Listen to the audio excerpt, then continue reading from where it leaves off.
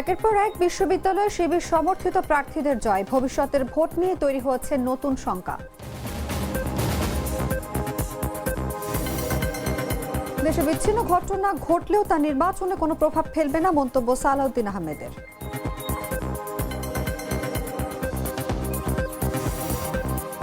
উত্তরার দিয়াবাড়িতে milestone school and কলেজের বিমান দুর্ঘটনায় ক্ষতিগ্রস্ত পরিবারগুলোর 5 দফা দাবি।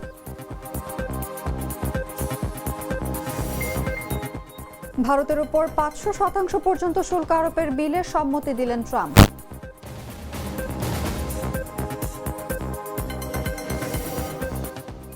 এবং সিডনিতে খাজার বিদায় টেস্ট জিতে অ্যাশেজের দারুণ সমাপ্তি অস্ট্রেলিয়ার।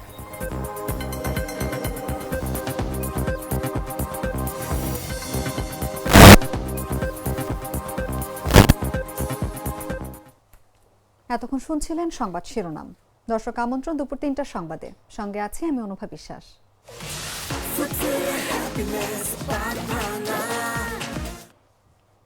চলে যাচ্ছি পুরো খবরে। জগন্নাথ বিশ্ববিদ্যালয় কেন্দ্রীয় ছাত্র সংসদ নির্বাচনে আবারও শিবির সমর্থিত প্যানেল জয়লাভ করেছে। রিয়াজুল ইসলাম সহ অন্যান্য পদে বড় ব্যবধানে বিজয়ী হওয়ায় অদম্য জবিয়ান ঐক্য প্যানেলের প্রভাব এখন স্পষ্ট।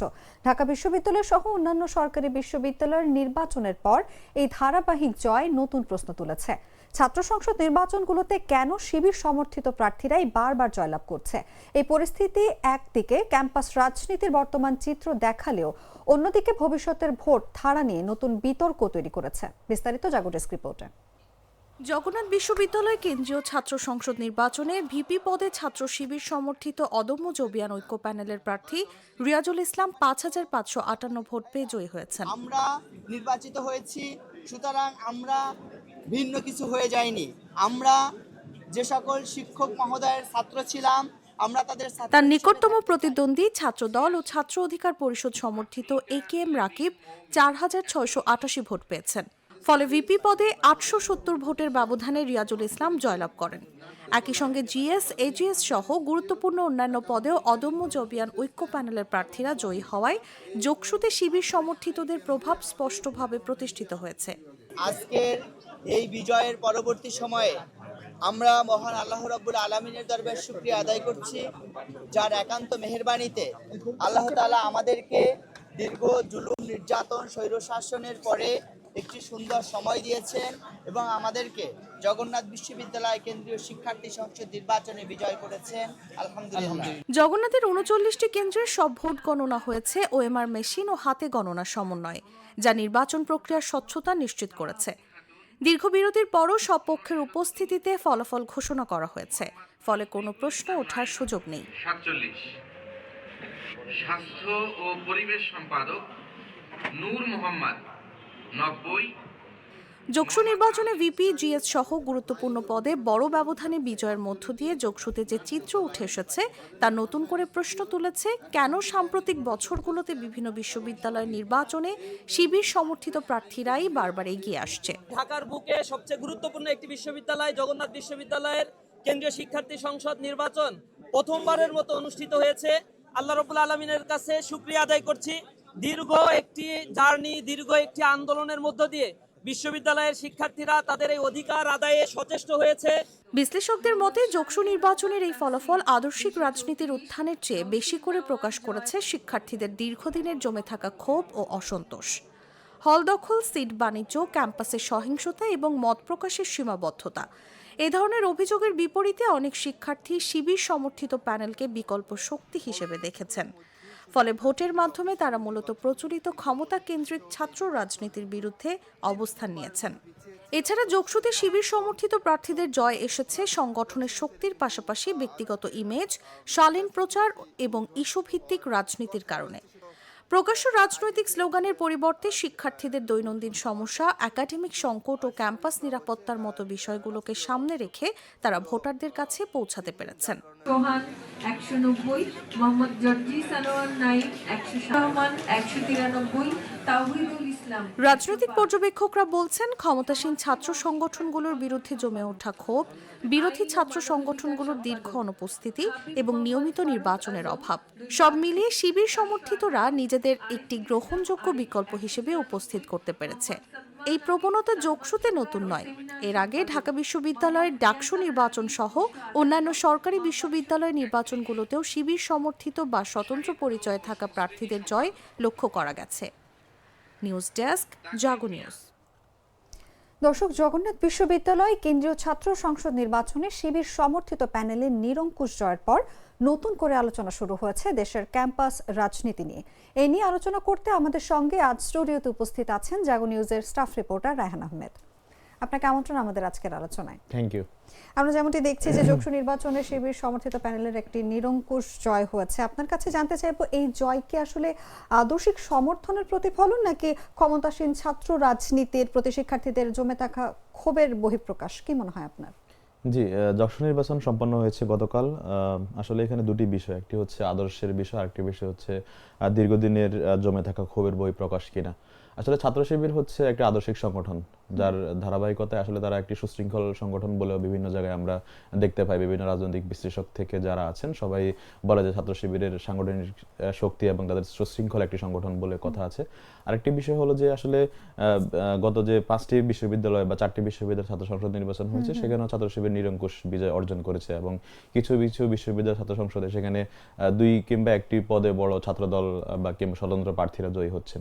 তো আসলে এখানে দীর্ঘদিনের ক্ষোভের বহিঃপ্রকাশ যদি সেটা বলতে হয়, সেটা আসলে শিক্ষার্থীরা আসলে নতুন কিছু দেখতে চাচ্ছে। আমাদের 2019 সালের ডাকসু নির্বাচনের কথা ভাবি, তখন ছাত্রলীগ ছিল, তখন ছাত্র দল এবং অধিকারের প্যানেল ছিল। তখন আসলে শিক্ষার্থীদের একটা পছন্দের জায়গা ছিল যে আসলে ছাত্রলীগ তখন আসলে শিক্ষার্থীদের বা বিভিন্ন ক্যাম্পাসে বিভিন্ন প্রকার নৈরাজ্য বা দীর্ঘদিন একটা ফ্যাসিবাদী শাসন আমল ছিল, তখন আসলে শিক্ষার্থীদের ম্যান্ডেট তারা আসলে নতুনভাবে বেছে নিতে চেয়েছিল। তখনই দেখা গেছে যে ডাকসু বিপি হয়েছিল নুরুল হক নূর তখন, এবং ডাকসু ভোটে কারচুপির নানা অভিযোগ আমরা গণমাধ্যমে তখন দেখেছিলাম।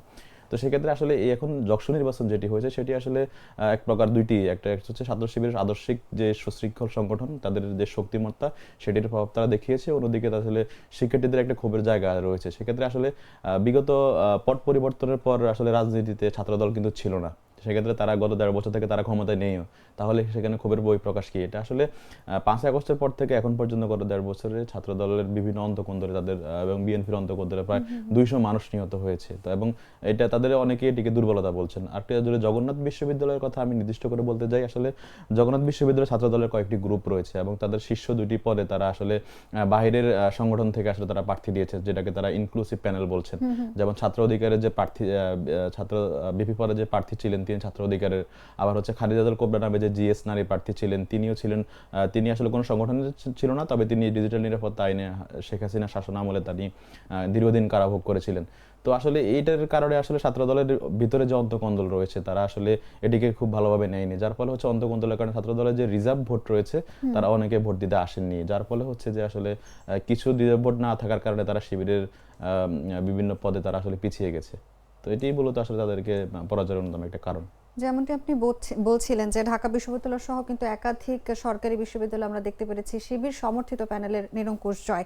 এটা আসলে ক্যাম্পাসে কি নতুন ট্রেন্ডের সূচনা কিনা, এটাই আপনার কাছে আর কি জানতে চাইবো এবার। জি, 5 আগস্টের যেহেতু পট পরিবর্তনের রাজনীতির পট পরিবর্তন হয়েছে, সেক্ষেত্রে আসলে ছাত্রলীগ কোনো ক্যাম্পাসেই নেই এবং তাদেরকে সরকার নিষিদ্ধ ঘোষণা করেছে। তো সেক্ষেত্রে আসলে ক্যাম্পাসগুলোতে রয়েছে অন্যান্য ছাত্র সংগঠন, বাম ছাত্র সংগঠন, ছাত্র অধিকার পরিষদ থেকে শুরু করে হচ্ছে ছাত্র শিবির, ছাত্রদল। তো ডাকসু জিতার পরে আসলে বিভিন্ন, যখন জাহাঙ্গীরনগর জিতে গেল, রাজশাহী জিতে গেল, তখন আসলে এটি বলা চলে এক প্রকার ট্রেন্ডে পরিণত হয়েছে, এক প্রকার হাইপ উঠেছে যে প্রত্যেকটা বিশ্ববিদ্যালয়ে হচ্ছে ছাত্র শিবির জেতার একটা সম্ভাবনা রয়েছে। তারা ধারাবাহিকতায় আমরা দেখলাম যে ডাকসু নির্বাচন, সেখানেও ছাত্র শিবিরের নিরঙ্কুশ জয়, যদিও জিএস পদটিতে ছাত্র শিবিরের জয় লাভ করেনি, বাট জিএস পদে যে জয়লাভ করেছে তিনিও ছাত্র শিবিরের সাবেক শিক্ষার্থী বলে আমরা জানতে পেরেছি। তারই ধারাবাহিকতা কিন্তু জগন্নাথেও ঘটেছে এবং সামনে যে কয়েকটি ইলেকশন হবে বিভিন্ন ক্যাম্পাসে, যেমন আমরা শাকসুজের কথা যদি বলি, সিলেটের শাহজালাল বিশ্ববিদ্যালয়, এছাড়া গণবিশ্ববিদ্যালয় সহ আরো কয়েকটি বিশ্ববিদ্যালয়ে ভোট হওয়ার সম্ভাবনা রয়েছে আগামী 5 ফেব্রুয়ারির আগে। সেই ক্যাম্পাসগুলোতে শিবিরের একটা জিতের একটা সম্ভাবনা রয়েছে। তো এটি এক প্রকার ট্রেন্ডই বলা চলে। এটি আসলে যেহেতু রাজনীতির একটি নতুন মেরুকরণ হয়েছে, সেক্ষেত্রে আসলে ছাত্র শিবির তাদের যেই শৃঙ্খলা একটি সংগঠন এবং সুসংগঠিত, তার কারণে হচ্ছে ছাত্র শিবির আসলে বের হয়ে আসছে আসলে বিভিন্ন ক্যাম্পাসে তাদের প্ল্যান মাফিক। একটি শক্তিশালী এবং সংগঠিত প্রতিদ্বন্দ্বী ছাত্র সংগঠনের অনুপস্থিতি কি ছাত্র শিবিরের সমর্থকদের এগিয়ে রাখছে, কি মনে হয় আপনার? জি, এটার একটা সম্ভাবনা রয়েছে যে আসলে এখানে যদি যে ছাত্রলীগ থাকতো বা ছাত্রলীগের যে অঙ্গ সংগঠনগুলো রয়েছে বা জাতীয় পার্টির যদি কোনো ছাত্র সংগঠন থাকতো, সেক্ষেত্রে হয়তো বা সমীকরণ অন্যদিকে অন্য রকম হতে পারতো। সেক্ষেত্রে হয়তো বা শিবিরের যেই প্রত্যেকটি বিশ্ববিদ্যালয়ে আসলে ছাত্র সংসদগুলোর 20 থেকে 25টি পোস্ট রয়েছে, কোনো বিশ্ববিদ্যালয়ে 15টি, কোনো বিশ্ববিদ্যালয়ে 20টি। তো সেক্ষেত্রে হচ্ছে জগন্নাথ ইউনিভার্সিটিতে আমরা দেখেছি সেখানে প্রায় 21টি পোস্ট রয়েছে এবং সেখানে ছাত্র শিবিরের প্রায় 17টি পোস্টেই তাদের হচ্ছে জয়লাভ করেছে, শীর্ষ 3 পদ সহ। 4টি পদে ছাত্র দলের জয়লাভ এসেছে এবং 1টি পদে স্বতন্ত্র শিক্ষার্থী জয়লাভ করেছে।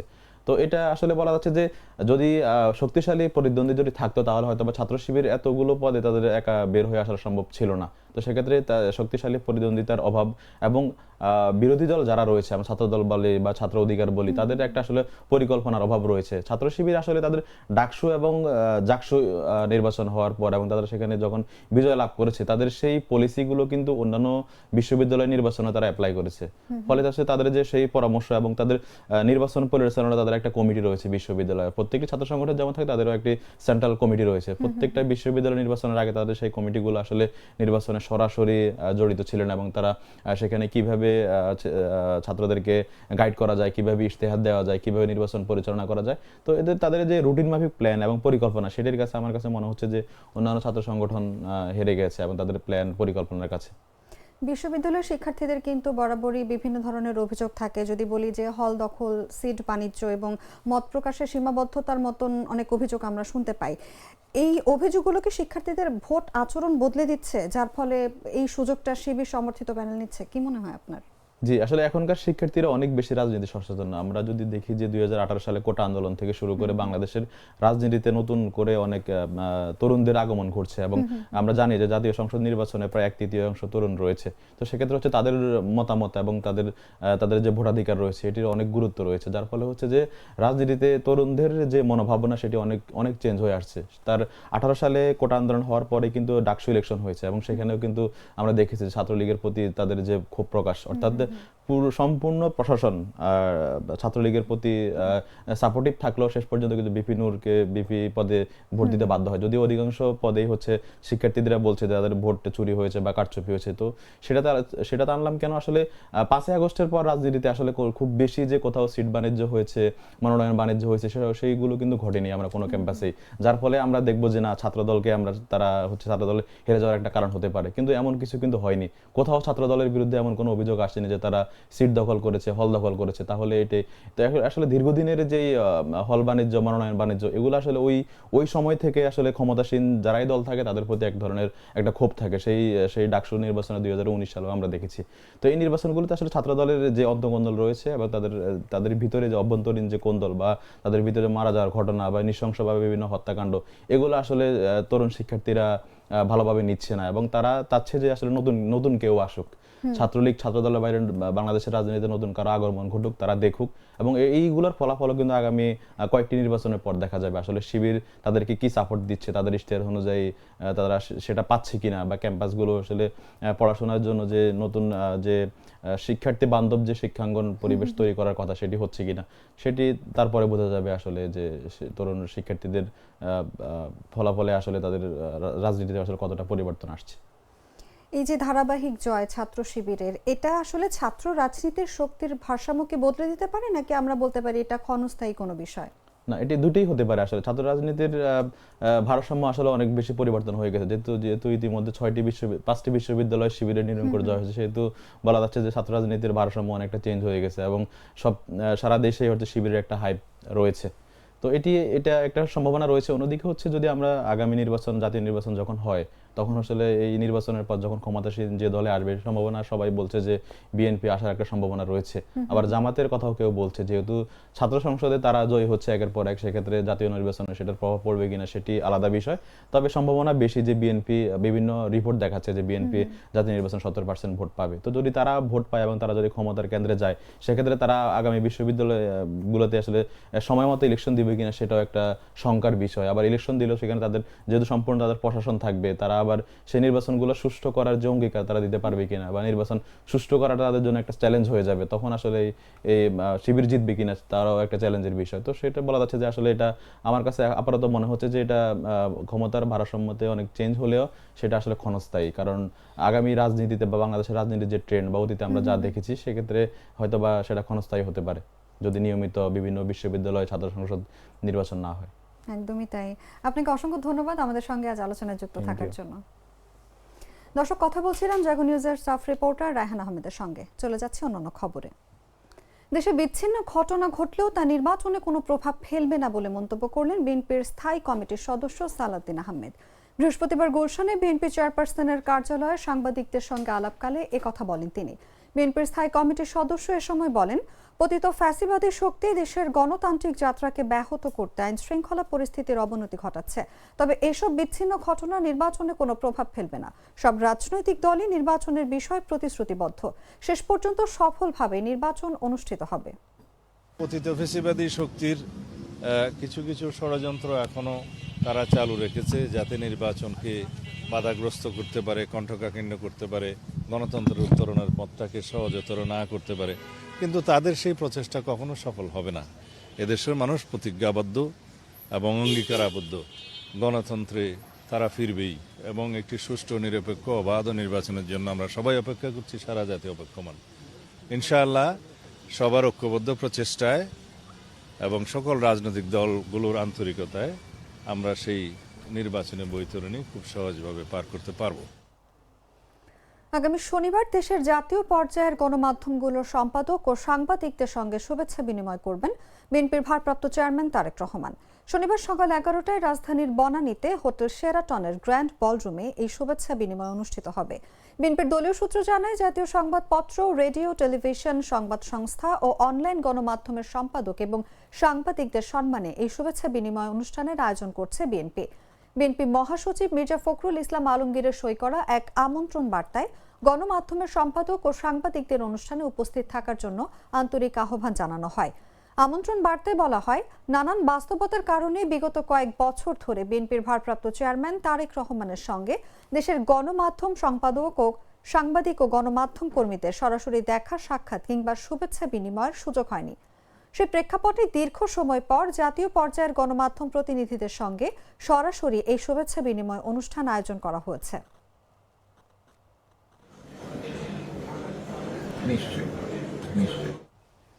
আগের মতো এবার কোনো পাতানো নির্বাচন হবে না বলে মন্তব্য করলেন প্রধান নির্বাচন কমিশনার AMM নাসির উদ্দিন। তিনি জানান, নির্বাচন কমিশন ইনসাফে বিশ্বাসী এবং সবাই নির্বাচন কমিশনের কাছ থেকে ন্যায় বিচার পাবে। বৃহস্পতিবার সকালে আগারগাঁওয়ের নির্বাচন কমিশন সচিবালয় প্রাঙ্গণে মনোনয়ন বাতিল ও গ্রহণের বিরুদ্ধে চলমান আপিল আবেদনের বুথ পরিদর্শন শেষে সাংবাদিকদের কাছে তিনি এসব কথা বলেন। সিইসি এ সময় বলেন, যারা মনোনয়নের বৈধতা বা বাতিলের বিরুদ্ধে আবেদন করেছেন, আইনি ভিত্তিতে তার সমাধান করা হবে। সবার জন্য সমান সুযোগ বা লেভেল প্লেইং ফিল্ড নিশ্চিত করবে কমিশন বলেও জানান তিনি। সবসময় দেখা গেছে, আমরা অতীতে দেখেছি, নমিনেশন ফাইলের দিন অনেক ভায়োলেন্স হয়, অনেক খারাপ অবস্থার সৃষ্টি হয়। এবার নমিনেশন ফাইলিং এত সুন্দরভাবে হয়েছে, কোথাও নমিনেশন ফাইল করতে গিয়ে মারামারি হয়েছে, কোনো গোলমাল হয়েছে, ভায়োলেন্স হয়েছে, এমন কোনো তথ্য আমরা পাইনি। এটা একটা ভালো দিক। এবং এই যে এখানে যে আপিলে যে সবাই আসছে আমাদের, এটাও তো একটা বড় প্রমাণ যে মানুষ যে কত আগ্রহী নির্বাচনের জন্য, কত আগ্রহী, এটাও একটা বড় প্রমাণ। নাহলে ওনারা দূর দূরান্ত থেকে এসে যে ওনাদের যে আপিল করতে আসতেন না আমাদের এখানে, তা এটা আমরা পজিটিভলি দেখছি। যে আপিল যে করতেছে এটা আমরা পজিটিভলি দেখছি।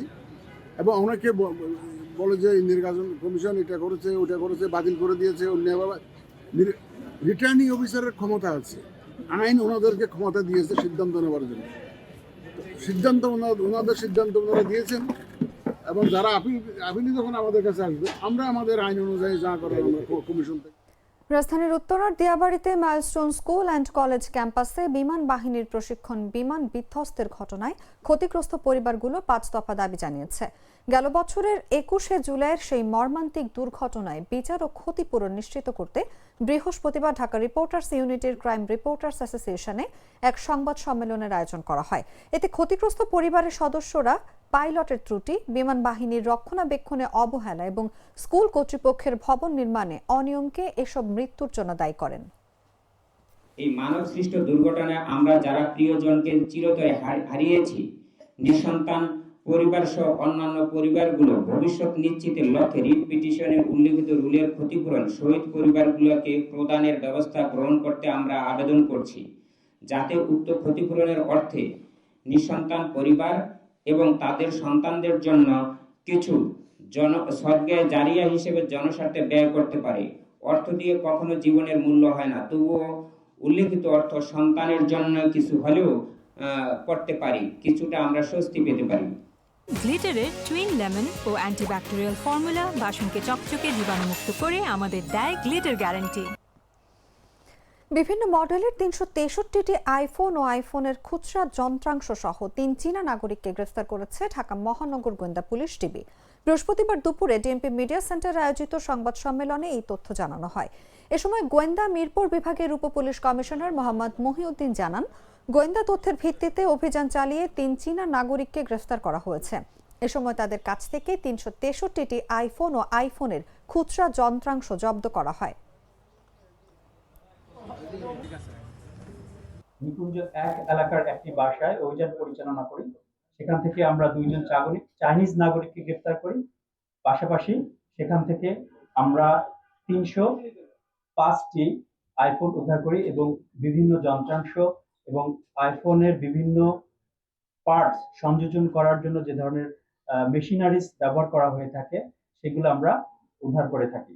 পাশাপাশি সেখান থেকে আমরা কয়েক বোতল মদ উদ্ধার করি এবং নগদ অর্থ উদ্ধার করেছি। আমরা তাদেরকে প্রাথমিকভাবে জিজ্ঞাসাবাদ করি এবং এই জিজ্ঞাসাবাদের মাধ্যমে জানতে পারি যে স্থানীয় কিছু এখানকার যারা মোবাইল ব্যবসায়ী তারাও এই ঘটনার সাথে যুক্ত রয়েছে বা এই ব্যবসার সাথে যুক্ত রয়েছে। তাদের কয়েকজনের নাম আমরা পেয়েছি। আমরা তদন্তের স্বার্থে এখনই আমরা এই নামগুলো প্রকাশ করছি না, পরবর্তীতে তদন্ত শেষে আমরা এই নামগুলো আপনারা জানতে পারবেন। ময়মনসিংহের ভালুকায় পোশাক কারখানার শ্রমিক দীপু চন্দ্র দাসকে পিটিয়ে ও পুড়িয়ে হত্যার ঘটনায় নেতৃত্ব দেওয়া আরও একজনকে গ্রেফতার করেছে গোয়েন্দা পুলিশ। বুধবার বিকেলে ঢাকার ডেমরা থানাধীন সারুলিয়া এলাকা থেকে তাকে গ্রেফতার করা হয়। গ্রেফতার মোহাম্মদ ইয়াসিন প্রায় 18 মাস যাবৎ ভালুকার কাশর এলাকায় শেখবাড়ি মসজিদে ইমামতি এবং মদিনা তাহফিজুল কুরআন মাদ্রাসায় শিক্ষকতা করে আসছিলেন। ময়মনসিংহের অতিরিক্ত পুলিশ সুপার আব্দুল্লাহ আল মামুন জাগো নিউজকে বলেন, দীপু চন্দ্র দাস হত্যায় অন্যান্যদের সঙ্গে ইয়াসিন আরাফাতও নেতৃত্ব দেন। হত্যা সংগঠিত হওয়ার পর ইয়াসিন আরাফাত আত্মগোপনে চলে যান। 12 দিন পলাতক অবস্থায় ঢাকার ডেমরা থানাধীন সারুলিয়া এলাকার বিভিন্ন মাদ্রাসায় অবস্থান করেন। আত্মগোপনের অংশ হিসেবে তিনি সুফাফা নামের একটি মাদ্রাসায় শিক্ষকতার জন্য যোগদান করেছিলেন বলে প্রাথমিক তদন্তে জানা যায়। রোজকার সাধারণ খাবার এখন হবে অসাধারণ। প্রাণ স্বাদের মশলা, স্বাদ বাড়ায়, ঘ্রাণ ছড়ায়। জানাবো আন্তর্জাতিক সংবাদ।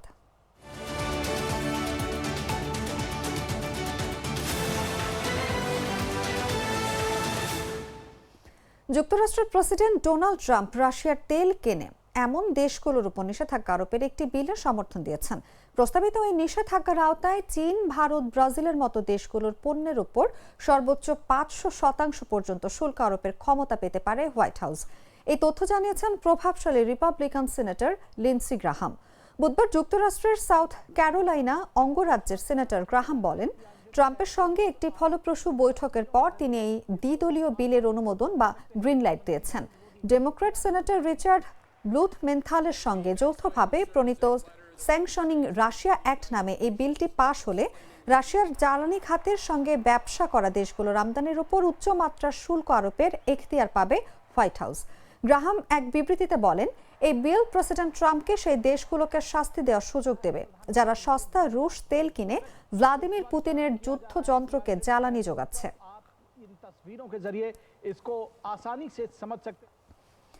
আর্থিক প্রতারণার অভিযোগে চীনা বংশোদ্ভূত টাইকুন চেনঝিকে কম্বোডিয়ায় গ্রেফতার করা হয়েছে। কম্বোডিয়ায় গ্রেফতার করার পর তাকে চীনের কাছে হস্তান্তর করা হয়। মাল্টি বিলিয়ন ডলারের ক্রিপ্টোকারেন্সি অনলাইনে প্রতারণা ও মানি লন্ডারিং চালানোর অভিযোগে যুক্তরাষ্ট্রে তার বিরুদ্ধে মামলা রয়েছে।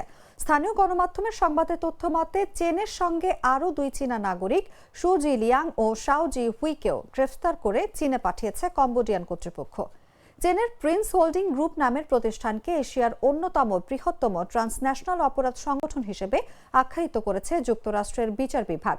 কম্বোডিয়ার কর্তৃপক্ষ জানায় গ্রেফতার অভিযানটি চীনের অনুরোধে এবং দীর্ঘমেয়াদী যৌথ তদন্তের অংশ হিসেবে সম্পন্ন হয়েছে। চীনের কম্বোডিয়ান নাগরিকত্ব গেল ডিসেম্বরে বাতিল করা হয়। যুক্তরাষ্ট্রের অভিযোগ অনুযায়ী চীন পরিচালিত কম্পাউন্ডগুলোতে শ্রমিকদের জোরপূর্বক কাজ করানো হতো। তারা পিক বটরিং নামে পরিচিত ক্রিপ্টোকারেন্সি প্রতারণার কাজে বাধ্য হতেন। এসব স্কিমের মাধ্যমে বিশ্বব্যাপী প্রতারণার শিকারদের কোটি কোটি ডলার ক্ষতি হয়েছে।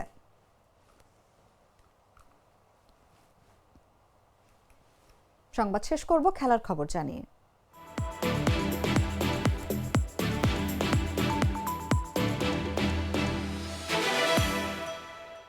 সিডনিতে চতুর্থ দিনের খেলা শেষে ইংল্যান্ডের বোর্ডে রান ছিল 8 উইকেটে 302। শেষ ভরসা হিসেবে 142 রানে অপরাজিত ছিলেন জ্যাকব বেথেল। কিন্তু পঞ্চম দিন ইংলিশরা ব্যাট করতে পেরেছে মাত্র 13.2 ওভার। তাতে নতুন করে রান যোগ হয় মাত্র 40। পঞ্চম দিনের প্রথম সেশনে 342 রানে অল আউট হয়ে 160 রানের লক্ষ্য দেয় অস্ট্রেলিয়াকে। সেই ম্যাচ 5 উইকেটে অস্ট্রেলিয়া জিতে নিয়েছে। সঙ্গে দিয়েছে কিছুটা রোমাঞ্চকর ছোঁয়াও। তবে লক্ষ্যটা 200 ছাড়ানো হলেও ভিন্ন কিছু ঘটলেও ঘটতে পারত। তবে ওসমান খাজার ক্যারিয়ারের শেষ টেস্ট নিশ্চিতভাবেই হারতে চাইত না অজিরা। জ্যাকব বেথেল 154 রান করে মিচেল স্টার্কের বলে অ্যালেক্স ক্যারিকে ক্যাচ দেন উইকেটের পেছনে। 328 রানে নবম উইকেট হারায় ইংলিশরা। পরে 340 রানে জশ টাংকে ফিরিয়ে ইংল্যান্ডের ইনিংসের সমাপ্তি টানেন মিচেল স্টার্ক।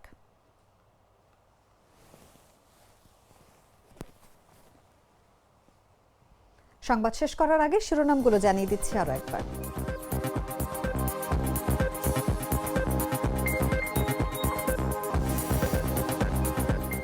একের পর এক বিশ্ববিদ্যালয় শিবির সমর্থিত প্রার্থীদের জয়। ভবিষ্যতের ভোট নিয়ে তৈরি হয়েছে নতুন শঙ্কা। দেশে বিচ্ছিন্ন ঘটনা ঘটলেও তা নির্বাচনে কোনো প্রভাব ফেলবে না, মন্তব্য সালাউদ্দিন আহমেদের।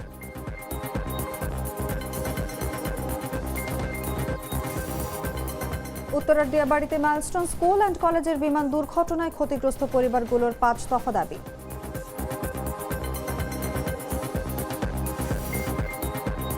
ভারতের উপর 500% পর্যন্ত শুল্ক আরোপের বিলে সম্মতি দিলেন ট্রাম্প।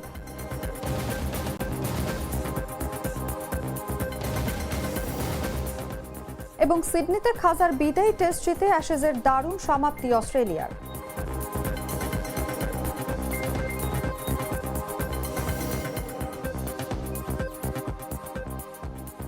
দর্শক, এই ছিল এখনকার মতো। এরপর বিকেল 5টায় দেখবেন দেশজুড়ে সংবাদ। প্রতি মুহূর্তে সর্বশেষ খবর জানতে ভিজিট করুন jagonews24.com। ফলো করুন আমাদের ভেরিফাইড ফেসবুক পেজ এবং সাবস্ক্রাইব করুন জাগো নিউজের ইউটিউব চ্যানেল। ধন্যবাদ সবাইকে।